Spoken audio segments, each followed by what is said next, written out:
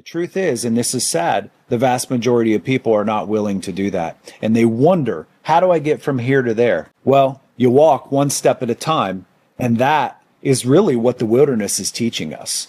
They spent 40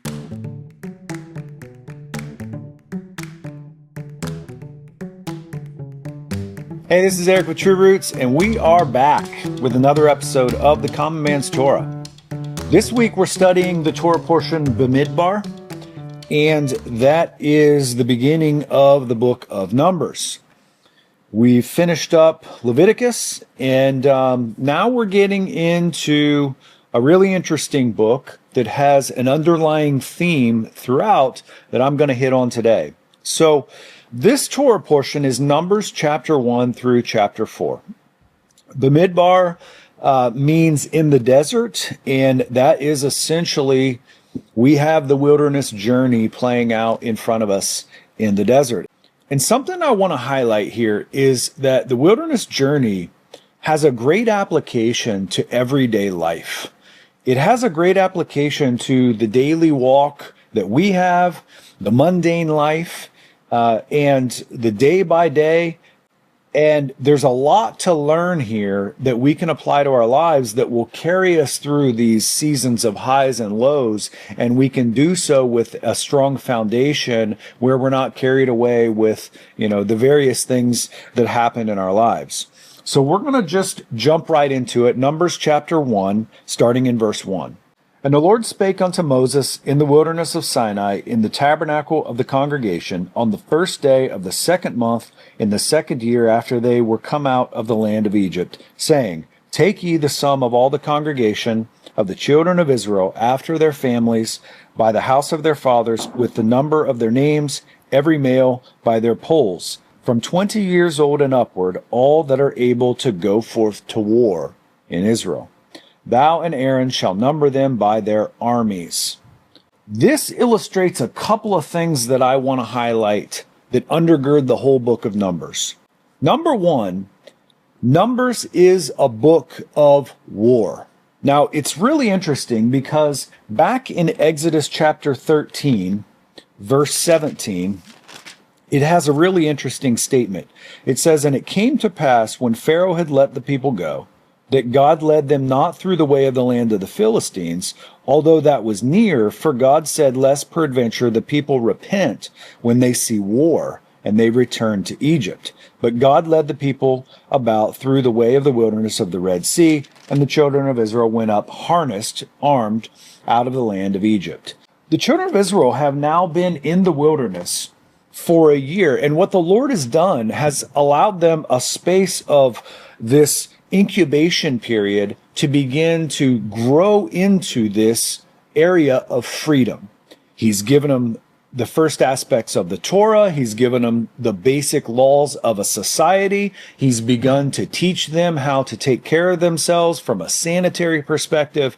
And now the book transitions into, okay, you've stood on my shoulders for a time, or I've carried you for this time. And now it's time for you to start assuming authority and walking and taking responsibility. Okay, so now we're moving into the transition of it's time to go to war in certain areas. And you're going to see that there's wars throughout the book of Numbers, and there are things that the Lord is telling them to do with aspects of war. So that is the first thing, is that this incubation period, this time, this season, and we all kind of go through this whenever we first get born again, where it feels like everything you pray for comes to pass.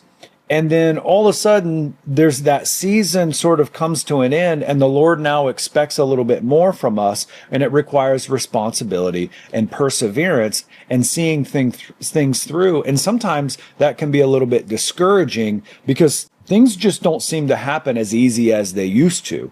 And we see this in the book of Numbers as well. Number two, Numbers is a book of order. So if you see here in Numbers chapter 1, he gives the count of each of the tribes, and you're looking at 600,000 men that are armed and over 20 that are able to go to war. So if you extrapolate those numbers, you're looking at probably 2 to 3 million people out here in the wilderness. If you don't have order with this amount of people, you're going to have absolute chaos. And so the Lord gives them, this is where you people set up your camp. This is where you people set up your camp. This is where you people set up your camp. This is where you people set up your camp. And everybody's around the tabernacle. And what I find is really interesting, I'll throw this out there, is, and this is well known, the number of the different tribes and how they numbered out. If you would look at an aerial view of the amount of people that were there, it would be in the shape of a cross. So that's really, really interesting. The thing about order is it is absolutely required in this world. Our God is a God of order. And warfare and military approaches require order. It's anybody who's been in the armed forces, you know that there is absolute structure down to the very most minute of details. And what that allows the people to do is know exactly what's expected of them, where the boundaries are, what they should and should not be doing. And in that space, it creates a certain amount of freedom in that order. And that's what the Torah does for us. It is sovereign morality from our Creator. This is actually how you love. This is the definition of how to love your neighbor. This is the definition of how to love God. Without those specific definitions in that order, we come up with all of our own ways. Man does that which is right in his own eyes, as it says in the last chapter of the book of Judges, and we end up with just all kinds of crazy things. And this is something, I'll throw this out there. This is why there's such an appeal right now amongst the younger people with Roman Catholicism, because the non-Catholic Christian churches have gotten so loosey-goosey with everything that there's no structure. There's really, it's in a lot of cases chaos going on, and that's not appealing at our core level. We were created to have order and structure around us, and we thrive as beings in that type of environment. And this is why the Roman Catholic Church and the Orthodox churches are making a big push right now, because everything in our whole world is falling apart. All of the definitions of everything are falling apart. And that's by design. That's a communist tactic to deconstruct every single thing. It's called critical theory. And they deconstruct the definitions of everything that holds society apart so that there's no societal cohesion and nobody has a foundation to stand on top of. And so the Roman Catholic Church and the Orthodox Church are recognizing this, and they're making a strong push to try to be the solution to what people are looking for. Unfortunately, that's the wrong road. So this is where the Torah can step in, and we can say, hey, this has been established all along.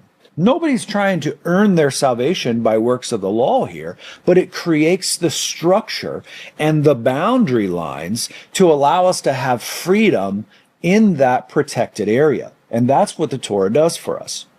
The third thing that Numbers does for us, or establishes here, is Numbers is a book of repetition. You're going to see lots of things repeated in the book of Numbers. Why is that? Well, getting back to our military example, and why I kind of focused on Numbers being a book of war in here, is that anybody who's been through the military knows that repetition is what creates a mastery of anything that you're doing. In order to be really, really advanced at anything, you're going to have to practice it over and over and over and over again. And so the Torah has created cycles for us. Weekly Sabbath cycle. You're doing this once a week. Annual feast cycles. You're doing this every single year. You have the spring feast in the fall, or in the spring. And you are counting the Omer, 50 days. You're doing it every single day. And then you have on the 50th day, you have, which is right around the corner, then you have the Feast of Pentecost, or Shavuot.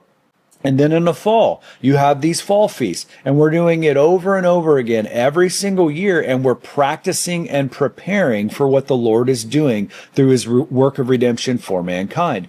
And so as we practice those things, what happens is you make difficult things look easy, and you begin to have the ability to have space and freedom to operate in the midst of those things.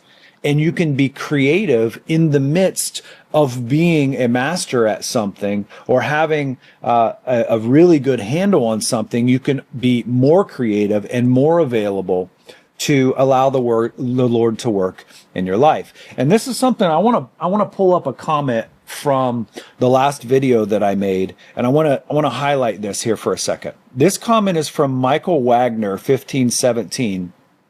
And Michael says, I think this video doubles as a good example of the difference between disciples and followers. If we don't study as disciples, we never get to see this kind of information or talk about stuff like this. Thank you, brother, for putting in the time and sharing your studies with us. Michael, thank you for your comment, and I appreciate you saying that. I want to point something out, because I got to thinking about, okay, how can you tie these things together as you go through the scriptures? And the reality is, I've come to the conclusion, look, I'm not that smart. I've read the Bible a bunch of times. That's not for me to brag about this. It's to illustrate to you. It's not that I'm smarter than other people to be able to tie these concepts together. It's I'm very, very familiar with my Bible.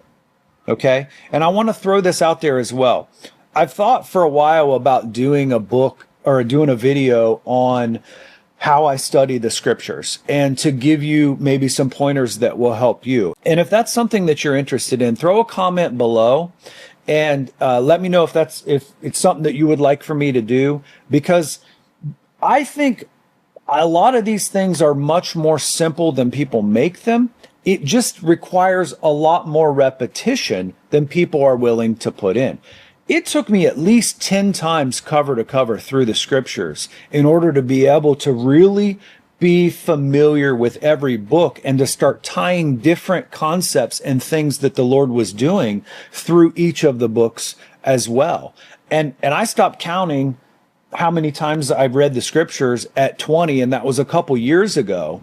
And that's just not to brag, but to illustrate how much repetition has gone into me being able to sit here and speak in this chair. So Numbers is a book of repetition. Every so often, the cloud would move and the people had to go through the exercise again.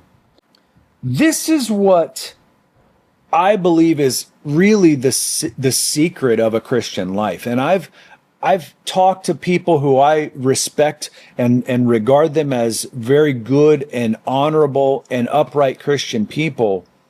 And the vast majority of them say the same thing. Look, I'm not a great person. I'm just consistent, and I'm diligent, and I'm disciplined. And that, for me personally, has been what has allowed me to be able to grow in the best way, is just simple consistency and discipline.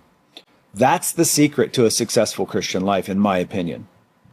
So James 1:25 calls the Torah the perfect law of liberty, the law of freedom. And how that works is that structure and order create that space of freedom to move around and to allow the Lord to work in our lives. I'll give you an example. When I first got I had a portable electric fence for my sheep, and I would move them every single day on the grass. When I first put them in that, and one of them got shocked, they all freaked out and ran to the center of the paddock that I had them in, and they would not move for the entire day. They all just circled up, and they were just right there in the little pack in the dead center for an entire day. They wouldn't move. Over time, there was all this space around them that they could eat grass and they could freely move about, and the electric fence would keep predators out of there. I had water. I was moving them to green pastures, as Psalm 23 tells us. I would do this every single day. But they were absolutely terrified because they didn't know where the boundaries were. They didn't know what was going on. So they ran to the center and they couldn't move. Well, over time, they got comfortable and they would spread out and spread out. And they got to the place where they could eat right up to the fence. And they knew exactly where the boundaries were, and it was a safe place for them. They wanted to be inside of that fence because it created structure, it created order, it created familiarity for them, and they knew what the process was on a daily basis, and they had freedom in there, and they were safe. And that's exactly what the Torah does for us. It creates freedom through structure and order. And to get back to this repetition idea, repetition brings mastery. We make hard things look easy. People who are great musicians, the truth is they've just spent a ton of time with their instrument. My dad was in a semi-professional band when I grew up, and he got to be around people who were some master musicians. And there was a guy who was a session musician, a session guitar player in Nashville that he knew. And this guy would practice playing his guitar for 8 hours a day. And that's what it took to be at that level. So look, discipline and consistency and repetition is really where the secret is. The truth is, and this is sad, the vast majority of people are not willing to do that. And they wonder, how do I get from here to there? Well, you walk one step at a time, and that is really what the wilderness is teaching us. They spent 40 years walking around in the desert, and you get from here to there by walking one step at a time. That's the secret. The secret is there are no secrets. Romans chapter 5, verse 1 illustrates this principle without actually saying it outright. Therefore, being justified by faith, we have peace with God through our Lord Jesus Christ, by whom also we have access by faith into this grace wherein we stand and rejoice in hope of the glory of God. In hope. And not only so, but we glory in tribulations also, knowing that tribulation works patience. Patience, experience. I've been here before. And experience, hope, because I've been here before. I know what God's going to do. And hope maketh not ashamed, because the love of God is shed abroad in our hearts by the Holy Ghost, which is given unto us. So what he's telling us is that God takes us through these trials. And if we're patient through those trials, then that gives us experience when they come around again. And that experience gives us hope because we've been here before. We know what to expect. We know how to get through these things. We've been here before. We've gone through this in repetition. And so now I can hope in this outcome because I know what has happened before. And if you talk to anybody who is what you would consider a master at something or very experienced or somebody that you look up to in a certain field or area, that's what they're going to tell you. Time and order and repetition is really the secret. There are no secrets. There are no secrets. That's why the Bible is a big book. It's self-discriminating. It's self-limiting. And what I mean by that is if you're not willing to put in the time, you will not be eligible to reap the rewards. You will reap what you sow with this book. You will get as much or as little out of it as you're willing to spend with it. And sometimes I think the initial trial for us is to have to read through this, not understanding it, but being willing to do it and to do it and to do it. And then all of a sudden the Lord drops understanding into our mind. And it's like, oh, I see this now. And that is the reward for being patient and diligent. The scriptures tell us that God is a rewarder of those who diligently seek him. It takes diligence. And that's what we're learning from the book of Numbers. And you're going to see it throughout this book. And it's very thematic all the way throughout. The last thing I want to talk about here is that this is also discussed in Isaiah chapter 28 concerning Ephraim. Isaiah 28 verse 9, whom shall he teach knowledge? And whom shall he make to understand doctrine? Them that are weaned from the milk and drawn from the breasts. Unfortunately, the vast majority of our churches today are only giving milk on a weekly basis, and the people are starving to death. For precept must be upon precept, precept upon precept, line upon line, line upon line, here a little and there a little. For with stammering lips and another tongue will he speak to this people, to whom he said, this is the rest, wherewith ye may cause the weary to rest. And this is the refreshing, yet they would not hear. What was the rest? The rest is that precept must be upon precept, line upon line, here a little, there a little. That's the rest. Consistency. Day by day, consistent diligence and repetition in the scriptures. Verse 13, but the word of the Lord was unto them precept upon precept, precept upon precept, line upon line, line upon line, here a little and there a little. It's interesting. Even this passage is repetitive, and your brain kind of wants to shut off. But it says that they might go and fall backward and be broken and snared and taken. Hey, you want to know something?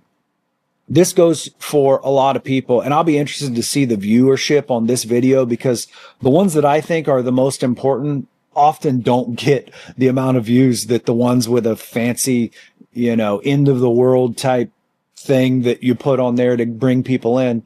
Those are the ones, those are like ice cream that it's like, oh, this is really interesting. But these get in the word every single day and just keep doing it over and over again. In my opinion, these are the most important videos that I'm doing. Most people just aren't willing to do it. They're just not. And it's very sad, but it is self-limiting. You can't cheat it. There are no shortcuts. You can't cheat the Bible. You can't cheat life. You can't cheat God. There are no shortcuts. Jesus even talked about that the one who snuck up another way, of course it's talking about salvation, but was a thief and a robber. And the scriptures tell us, be not deceived, God is not mocked. Whatever a man sows, that shall he also reap. The truth is, what we're learning from the beginning of this portion, and we're going to see throughout the book of Numbers, is that it is a book of order, it's a book of repetition, it's a book of war, and all of those things work together that we might be strong and have a sure foundation. And when we get to that place, then the Lord can begin moving and working with us and making us usable, and he'll get the most out of us. Hey, I'm Brother Eric with True Roots. I hope this has been a blessing. We've jumped into the book of Numbers now, and it's really interesting. There's a lot of stuff here. I hope you come back and join us again. We'll see you soon. All right. Bye, everyone.